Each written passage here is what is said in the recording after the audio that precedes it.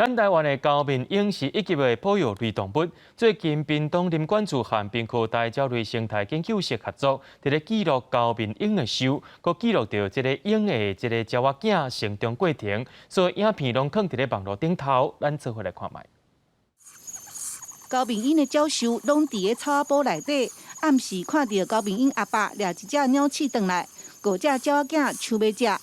高明鹰鸟仔囝规身躯白色，哪亲像棉球，毋过愈来愈大汉，就变成蓬果面的妖怪。屏东林管处最近把这个影片放伫网络，互大家看到高明鹰古锥佮奇怪模样。研究人员嘛发现，高明鹰会使用人工的车架。幼鸟快要离巢的时候，我们有帮它上那个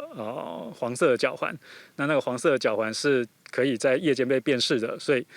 后来有几只幼鸟离巢之后，在其他地方的栖架被我们拍到，那我们就知道说，这只幼鸟它是谁，然后它是从哪里